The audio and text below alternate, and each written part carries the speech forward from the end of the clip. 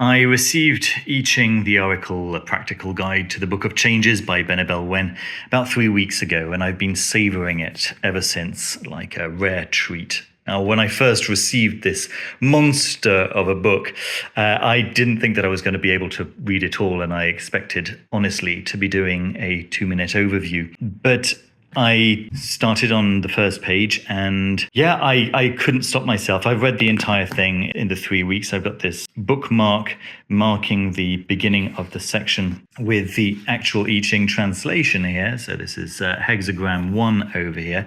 And actually that's probably a good place to start, because the first thing that I did was ask my other I Ching, the one that I had been using until now, about this particular translation, and whether it was something that I should keep, or whether it was just going to be yet another book for my shelves, right, or not for my shelves.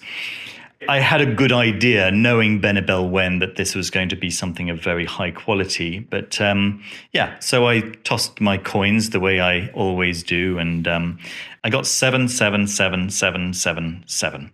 That has never happened. Hexagram number 1, creative power. This is heaven, essentially. It's heaven's blessing. The creative power awakens a dragon.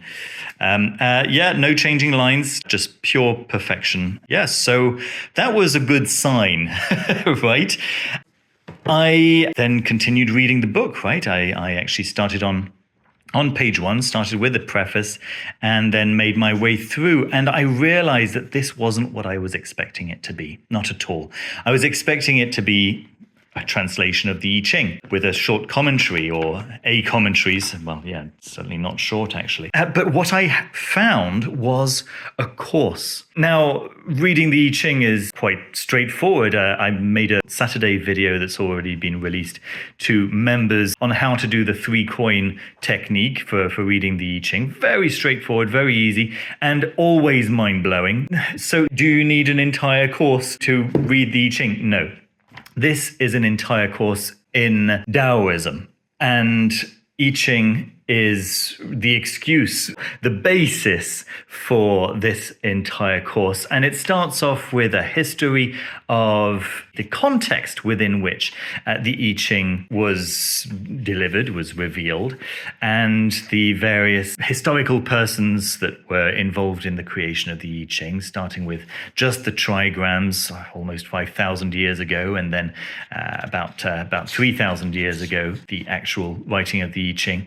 And by the time I'd finished reading this little section on that creation, I was thinking to myself, is it all going to be history? But as you can see, it's very nicely illustrated, and it's not just illustrated in those first few pages, it's all the way through. This is the norm throughout the book, right?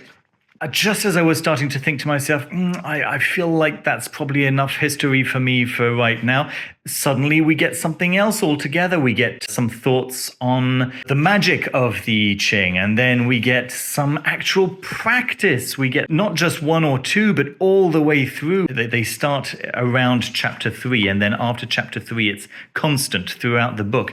You get these practicum segments, right? So it starts off with practice for just introducing you to the I Ching and doing some very simple exercises that'll make inroads into meeting the I Ching kind of thing. And then as you go along, you'll find kind of more advanced consultation methods. And then as you go along, you'll find things that are quite unrelated, or at least seemingly unrelated on the surface, to the I Ching, such as soul retrieval rituals, and soul healing, and ancestral healing, and so on. It's very, very complete, and it's varied. The pacing is just right. Every time you feel like, okay, I could do with a little bit more history, you get a bit more history. Every time you feel like, okay, I could do with a bit of practice, you get a bit of practice. It's written like a course. And if you just start on page 1 and work your way through, it's like taking a course with Benebell Wen, and it's fantastic. absolutely fantastic. She writes in such an approachable way as well. Everything is so clear. There's no nominalizations. It's all written as if she was speaking to you directly, like a normal human being. It's just lovely. It's lovely. It's uncommon. It's so well researched. It's clearly years and years of research in here. I think her previous book came out 7 years ago, The Tao of Craft. And you can tell how much work has been put into this, how much work has informed everything that goes on here. Couple of small niggles that I have with the book, and they're very small, and they're certainly not the same ones as Benebell herself had. I understand that she didn't want to have these borders on the tables that are throughout the book, but they were forced upon her by the publisher, which is, I feel sorry for her, but to me they're not an issue at all. I think that they're absolutely fine. My first, I have two small problems, and they are just formatting problems. Really nothing important, right? The first is this table. Now, I've used this enough times now to be able to open straight to that page, right? Not a problem at all. I can be on any page and open back up to that page. That's easy now. But the first time I had to search for it because it's on 1, 2, 3, 4, 5, 6, 7, 8, 9, 10, 11, 12 pages in kind of thing, right? And I would have liked to have seen that on either on this page or even on the what do you call it? I use this word every day, but anyway, whatever. This font area.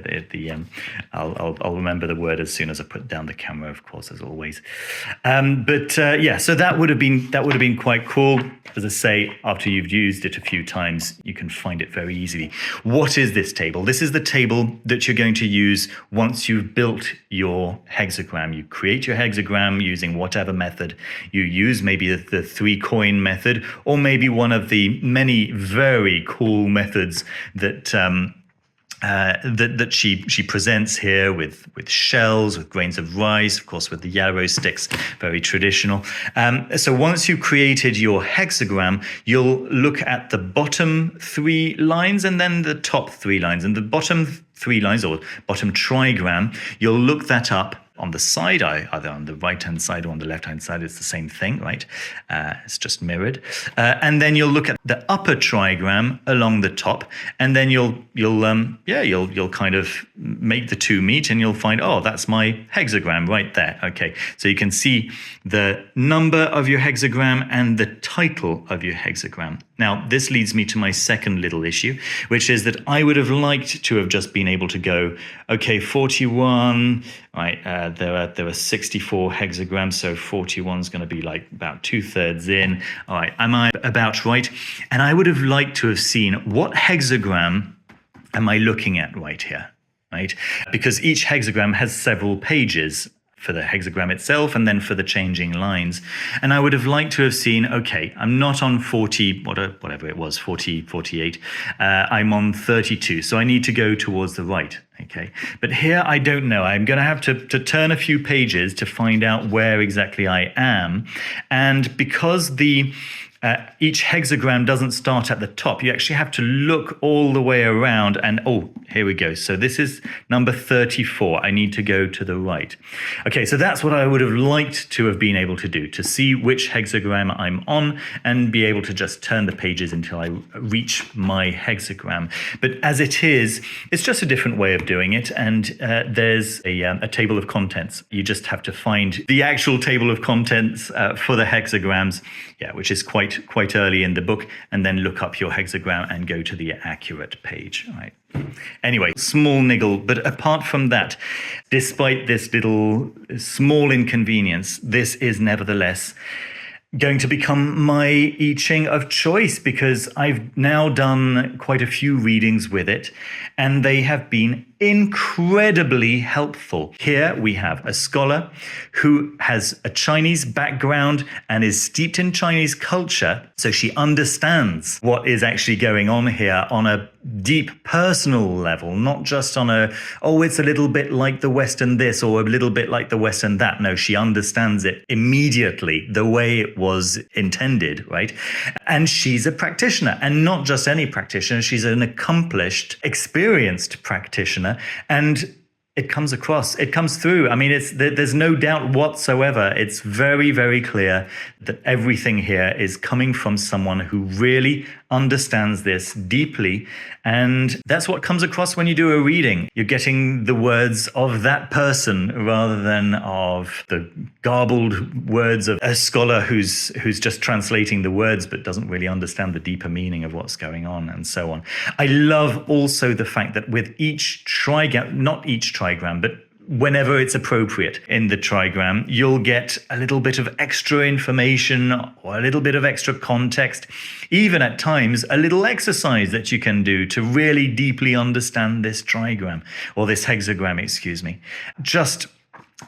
It's great. It's absolutely great. Now, let me talk a little bit about the form of the book. I know that Benebell was a little bit disappointed with the thickness of the paper, and I have no issue whatsoever with the thickness of the paper. I don't mind the fact that it's thin. I can't see through it. That's the most important thing for me. I've seen books with thicker paper than this, where you could see right through the page, and it was horrible.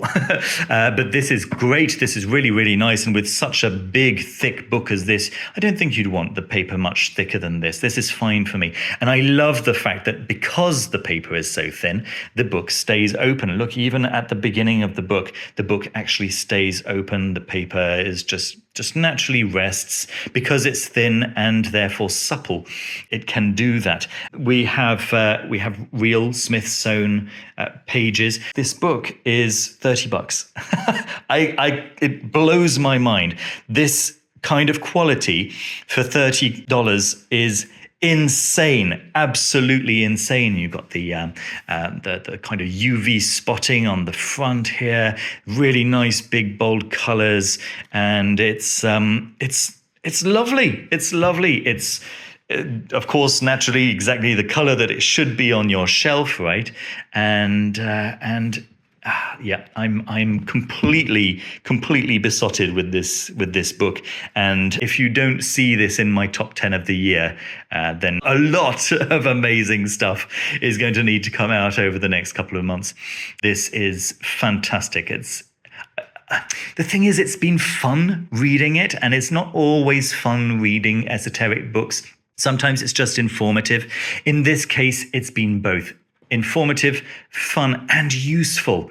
I mean, what more can you hope for? It's useful and plentiful as well, right? I mean, yeah, I've just had the best past 3 weeks. I've just enjoyed reading this so much. I've looked forward to returning to reading more, and not wanting to put it down or whenever I have to turn the light off because I have to be up in the morning.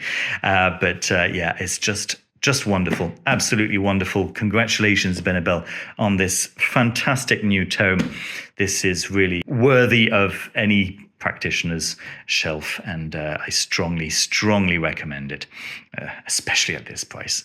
Insanely good. All right, thank you ever so much for watching the review. Don't forget to leave a thumbs up. It really helps the videos to get seen by more people, and to subscribe if you haven't done so already. And if you'd like to support what I do, then there is a Patreon, and every member of Patreon, starting from $2 a month, gets access to the Foolish Fish Discord server, and there you can ask each other about the I Ching and any other aspect of magic that you are particularly interested in. And that's going to be it from me for today. Thank you ever so much for watching. Once again, take care of yourselves, and see you very soon with another video. Bye-bye.